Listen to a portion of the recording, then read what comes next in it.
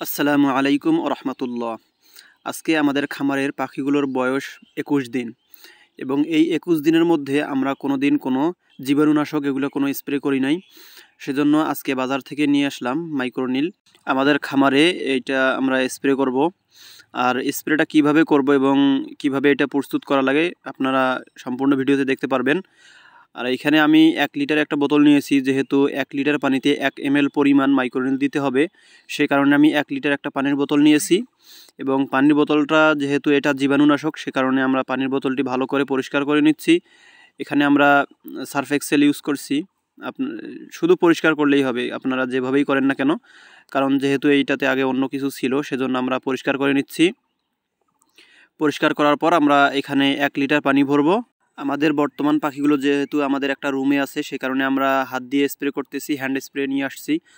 আর কারো যদি অনেক বড় জায়গা জুড়ে খামার থাকে, সেক্ষেত্রে আপনারা এখানে বোতলের গায়ে লেখা আছে যে আপনার ১৫ থেকে ১৬ লিটার পানিতে ১ ml পরিমাণ মাইক্রোনিল দিতে হবে এবং এগুলো পানির সাথে দিয়ে আপনারা পাখিকে খাওয়াইতে পারেন। আর যদি সম্ভব হয় আপনারা স্প্রে করতে পারেন। খামারে জীবাণুনাশক স্প্রে করা অনেক প্রয়োজন, কারণ খাবারে দেখা যায় পাখির ভাইরাস ধরে বা বিভিন্ন কারণে পাখিগুলো মারা যেতে থাকে, সেই কারণে খামারে স্প্রে করা অনেক প্রয়োজন। আর আমরা যেহেতু ২১ দিন ধরে খামারে কোনো রকম স্প্রে করি নাই, সেজন্য আমরা স্প্রে করে নিচ্ছি। আমি কয়েকদিন আগে খুঁজছিলাম কিন্তু বাজারে ছিল না, সেজন্য আমরা স্প্রে করতে পারি নাই। আর গতকালকে আমরা আমাদের খামার পরিষ্কার করছি, সে কারণে আজকে আমরা জীবাণুনাশকটা স্প্রে করতেছি যেন আমাদের খামারে কোনো প্রকার সমস্যা না হয়।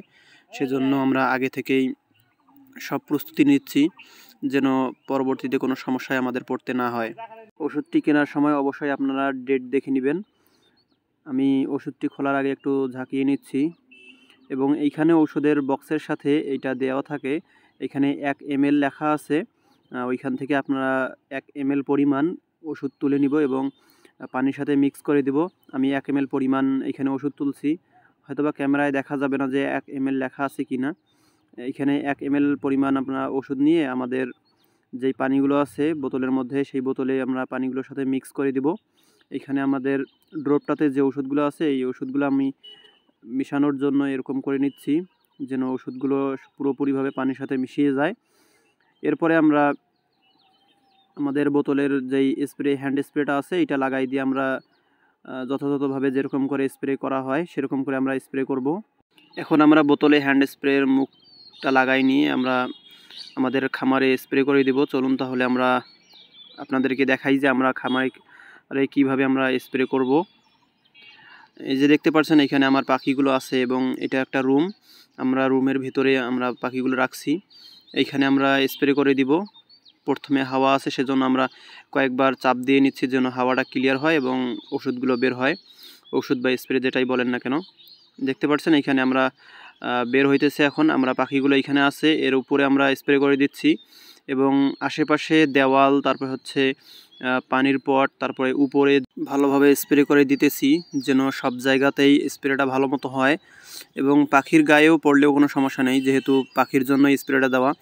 আপনারা ভালোভাবে সবগুলো পাখির গায়ে যেন একটু করে পড়ে, বা আপনারা পুরো খামারের মধ্যে আপনারা স্প্রে করবেন, এভাবেই আর কি স্প্রেটা সম্পূর্ণ করে সবাই।